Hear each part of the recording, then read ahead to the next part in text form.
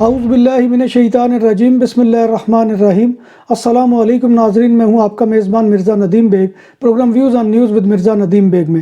ناظرین محترم، آج دن بھر کی اہم خبروں کے ساتھ آپ کی خدمت میں حاضر ہوں۔ سب سے پہلی خبر کا تعلق آئرلینڈ سے ہے کہ آنکھوں پر ٹیٹو بنوانے کا شوق خاتون کو مہنگا پڑ گیا۔ آئرلینڈ سے تعلق رکھنے والی 32 سالہ انایا پیٹرسن نے آنکھوں پر ٹیٹو بنوانے کے لیے تیزی سے اپنی بینائی کھو دی ہے۔ خاتون نے اپنی 7 سالہ بیٹی کے لاکھ منع کرنے کے باوجود اپنے آئی بالز کے سفید حصے کو جامنی اور نیلا رنگ کرایا تھا تاکہ وہ دوسروں سے منفرد نظر آ سکے۔ انایا پیٹرسن نے اپنی بینائی کو بچانے کے لیے آنکھ کا آپریشن کرایا، جس کے بعد اگرچہ اس کی سوزش کا مسئلہ حل ہو گیا ہے، لیکن اس کی آنکھوں کے مسائل مکمل طور پر ختم نہیں ہوئے ہیں۔ سعودی عرب کے شہر جدہ میں گزشتہ روز شدید بارش کی وجہ سے اسکول اور یونیورسٹیاں بند رہیں۔ وزارت تعلیم نے اعلان کیا تھا کہ جدہ، رابغ اور خلیج کے اسکولوں میں فزیکل کلاسز معطل رہیں گی۔ سعودی عرب کے محکمہ موسمیات نے گزشتہ روز ہی الرٹ جاری کیا تھا کہ مکہ مکرمہ میں صبح 10 بجے تک بارش ہوگی۔ Pakistan institute of development economics کی رپورٹ کے مطابق پاکستان میں تعلیم یافتہ آبادی میں بے روزگاری کی شرح تشویشناک ہے۔ رپورٹ میں بتایا گیا ہے کہ ٹیکنیکل قابلیت والوں یا ڈپلومہ ہولڈرز کے لیے ملک میں روزگار کے مواقع زیادہ ہیں، جبکہ دیگر تعلیمی شعبوں بشمول پی ایچ ڈیز کے لیے روزگار کے مواقع کم ہیں۔ رپورٹ کے مطابق رواں سال میں بے روزگاری کم ہو کر 6.2% ہوئی ہے، جس کے اگلے سال 6.4% رہنے کے اندازے ہیں۔ رپورٹ میں مزید بتایا گیا ہے کہ سال 2020 میں بے روزگاری 4.40% اور 2021 میں 6.50% تھی۔ پاکستان میں ایک سال کے دوران 2 ارب 33 کروڑ روپے کی گیس چوری کا انکشاف ہوا ہے۔ گزشتہ ایک سال کے دوران ملک بھر میں مجموعی طور پر 2841 MMCFD گیس چوری ہوئی، جو کہ ملک کی ایک دن کی ضرورت سے زیادہ ہے۔ پاکستانی وزارت نیشنل فوڈ سیکورٹی نے کہا ہے کہ پاکستان ایک زرعی ملک ہونے کے ناطے سے غذائی قلت کے 3 گنا بوجھ کا سامنا ہے۔ وزارت نیشنل فوڈ سیکورٹی نے کہا ہے کہ حکومت غذائی قلت کے مسئلے سے نمٹنے کے لیے پالیسی سازی سمیت اہم انتظامی اقدامات کر رہی ہے۔ ایک زرعی ملک ہونے کے ناطے سے پاکستان کو غذائی قلت کے 3 گنا بوجھ کا سامنا ہے، جس سے ملکی آبادی، خاص طور پر 5 سال سے کم عمر کے بچے، تولیدی عمر کی خواتین اور نوعمر افراد سب سے زیادہ متاثر ہیں۔ جرمنی میں جیل کے 2 ملازمین قیدی 30 سالہ اسٹیفن بالیٹ کے ہاتھوں یرغمال بن گئے۔ 2019 میں جرمن شہر ہالے زالے میں یہودیوں کی عبادت گاہ سینیگاگ پر حملے کے جرم میں قید شخص نے ماگڈیبرگ سے نزدیک ایک جیل کے 2 ملازمین کو یرغمال بنا لیا۔ جیل اہلکاروں کی کارروائی میں حملہ آور زخمی ہو گیا اور یرغمال بننے والے ملازمین کو بازیاب کروا لیا گیا ہے۔ برطانیہ شدید سردی کی لپیٹ میں آ گیا ہے۔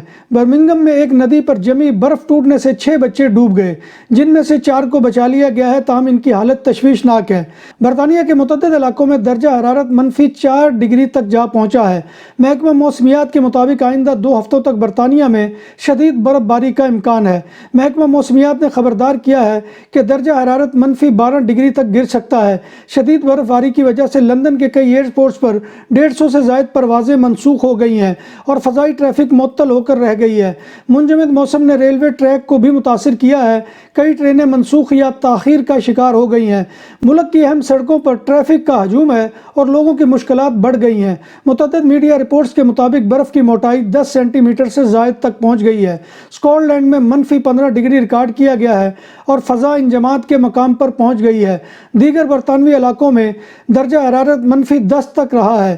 مراکش کی فٹ بال ٹیم کو قطر میں جاری فیفا ورلڈ کپ 2022 کے سیمی فائنل میں پہنچانے والے جو سٹار کھلاڑی سب سے نمایاں ہیں، وہ مراکش کے گول کیپر یاسین بونو ہیں۔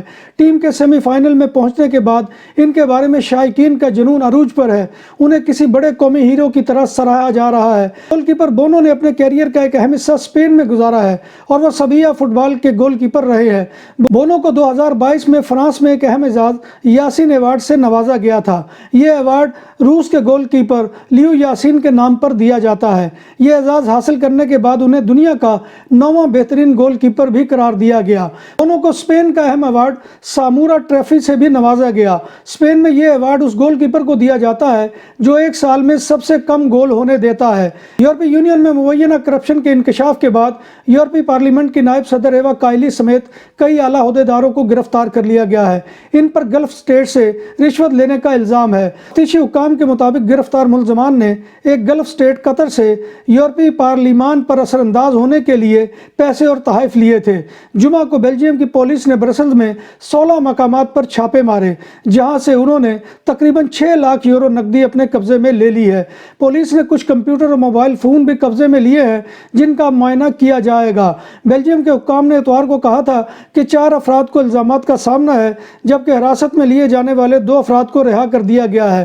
ایوا کائلی گزشتہ 8 برس سے یورپی پارلیمنٹ کی رکن رہی ہیں، لیکن حالیہ الزامات کے بعد انہیں اپنی ذمہ داریوں سے ہٹا دیا گیا ہے۔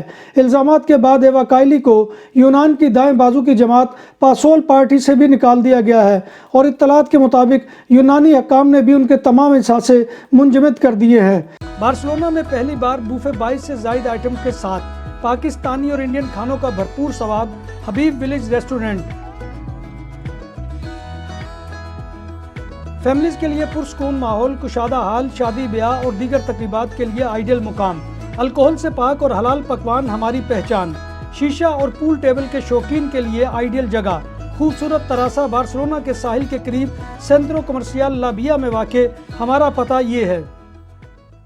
نام بھی اصلی، ذائقہ بھی اصلی، لذت اور چٹخانوں کی دنیا۔ پرانا کرتبہ ریسٹورنٹ اینڈ میرج ہال، دیسی کھانوں کا مرکز، روسٹ مرغی، چاپ گرل، روسٹ ران، سالم بکرا روسٹ، وسیع و عریض ہال، 400 افراد کے بیٹھنے کی جگہ، سالگرہ، شادی اور دیگر تقریبات کے لیے، فیملیز کے لیے علیحدہ انتظام۔ ریسٹورنٹ کی دنیا میں خدمت اور نفاست کا نام چودھری اسکندر حیات گوندل۔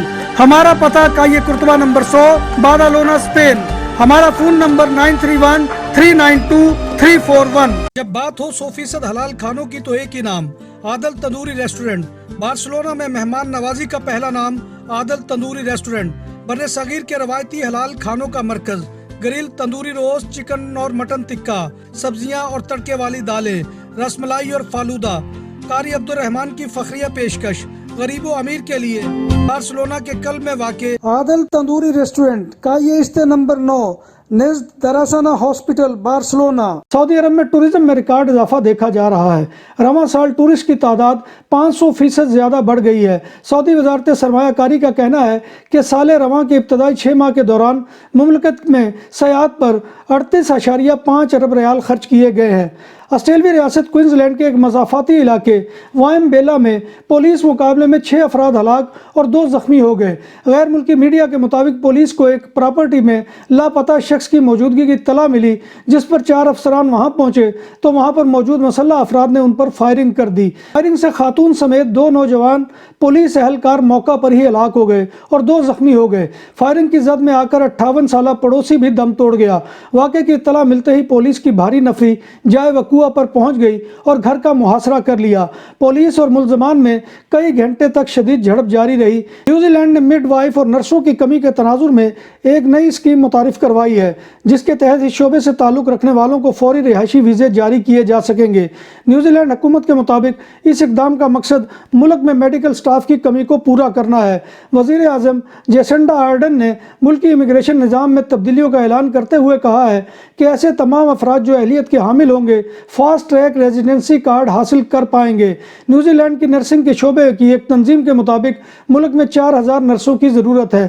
رواں برس کے آغاز پر وزیر صحت اینڈریو لٹل نے کہا تھا کہ ملک کو صرف ذہنی صحت کے شعبے میں خدمات کے لیے ہی سینکڑوں نرسوں کی ضرورت ہے۔ وزیر اعظم جیسنڈا آرڈن نے کہا ہے کہ نرسیں جہاں کہیں بھی مقیم ہوں، ان کے لیے میرا پیغام ہے کہ نیوزی لینڈ کام کرنے اور رہنے کے لیے بہترین جگہ ہے۔ نیوزی لینڈ میں بے روزگاری کی شرح 3.3% ہے۔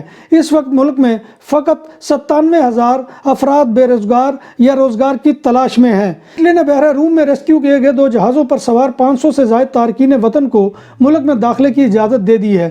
غیر ملکی میڈیا رپورٹ کے مطابق غیر سرکاری تنظیم ڈاکٹرز ود آؤٹ بارڈر کے جہاز پر 248 تارکین وطن سوار ہیں۔ تنظیم کا کہنا ہے کہ تارکین وطن کے لیے ایک المناک حادثے کا سامنا کرنے کے بعد ایک محفوظ مقام پر پہنچنا ایک اچھی خبر ہے۔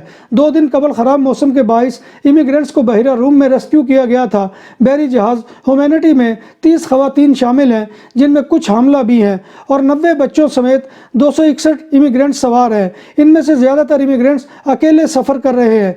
बहरी जहाज़ में खातून ने बच्चे को जन्म भी दिया है, जिसके बाद इनको दीगर 3 बच्चों समेत सिसिली पहुंचा दिया गया है। बार्सिलोना के साबिक मेयर शाविर तरियास ने ऐलान किया है कि वो दोबारा मेयर के लिए इंतखाब लड़ेंगे। वो इससे कबल भी बार्सिलोना के मेयर रह चुके हैं और कंबरखेंसिया पार्टी से ताल्लुक था। 76 साल तरियास 2011 और 2015 के दरमियान बार्सिलोना के मेयर के तौर पर खिदमात सर अंजाम दे चुके हैं। स्पेन के शहर और कैपिटल मैड्रिड की मुकामी कंपनी ओला स्पेस ने अपने गुब्बारे की आजमाइश कामयाबी के साथ मुकम्मल कर ली है। आजमाइश में गुब्बारे को 37 किलोमीटर बुलंदी पर वाक़े मौजूद बुलंद तरीन स्टीरियोस्फीयर में तैराया गया। मैड्रिड की मुकामी कंपनी ओला स्पेस ने बगैर अमले का एक मिशन खला में भेजा, जिसने मुतय्यन की गई जगह पर लैंडिंग से कबल 4 घंटे 10 मिनट तक खला के किनारे पर परवाज़ की। कंपनी 2029 से 0 कार्बन अखराज वाले कमर्शियल परवाज़ों की मनसूबाबंदी भी कर रही है, जो एक गुब्बारे से जुड़े गोल कैप्सूल में भेजी जाएंगी। परवाज़ों के शुरू होने के बाद हर साल 400 परवाज़ें उड़ेंगी, जिससे 3000 मुसाफिर सफ़र कर सकेंगे। खला के किनारे से ज़मीन के 360 डिग्री ज़ाविये के दिलकश नज़ारे के लिए आपको $2 लाख की खतीर रकम अदा करना पड़ेगी। बार्सिलोना एयरपोर्ट पर नवंबर में 3.2 मिलियन मुसाफिरों की आमदोरफ्त हुई, जो 2019 के इसी महीने के मुकाबले में 11.7% कम है। गुज़िश्ता साल कोविड-19 वबाई अमराज ने फ़्लाइट्स को मुतासर किया था। स्पेन की एयरपोर्ट अथॉरिटी आइना के मुताबिक तकरीबन 71% मुसाफिर इंटरनेशनल फ़्लाइट से आए, जिनके कुल तादाद 22,87,906 थी, और बाकी 29% डोमेस्टिक फ़्लाइट से आए, जिनकी तादाद 9,43,637 थी। गुज़िश्ता साल के मुकाबले में नवंबर में मुसाफिरों की तादाद में 38.4% का इजाफा हुआ। नवंबर के महीने में 21,788 फ़्लाइट्स एयरपोर्ट पर उतरी और उड़ी, और जो वबाई मर्ज़ से पहले की इसी मुद्दत के मुकाबले में 12.6% कम थी। ऑपरेशन में 70% इंटरनेशनल और 30% डोमेस्टिक फ़्लाइट्स थी।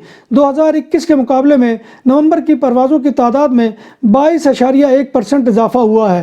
बार्सिलोना के महकमा रेलवे ने बार्सिलोना पेरिस रूट पर स्पेन के साथ अपनी पार्टनरशिप ख़त्म कर दी, और अब इस रूट पर फ्रांस की ट्रेन तेज़ चला करेगी। और फ्रेंच कंपनी SNCF ने बार्सिलोना और पेरिस रूट पर ट्रेनों की तादाद को भी बढ़ा दिया है। अब हर रोज़ एक ट्रेन की बजाय 2 ट्रेनें बार्सिलोना और पेरिस रूट पर चलेंगी। स्पेन ने यूनाइटेड नेशन के सामने इस बात का मुतालबा किया है कि स्पेन का रकबा समंदर की जानिब बढ़ गया है, जिसकी पैमाइश तकरीबन 5 लाख स्क्वायर किलोमीटर है, और इसे समंदर में डूबे हुए बर्रे आज़मी शेल्फ को शामिल किया जाए, और जिसे स्पेन अपना हिस्सा समझता है। स्पेन ने यूनाइटेड नेशन से यह मुतालबा 1980 के एक मायदे के तहत किया है। याद रहे कि अब तक 60 ममालिक यूनाइटेड नेशन को मज़ीद समुद्री रकबे पर कब्ज़े के लिए दरख्वास्तें दायर कर चुके हैं।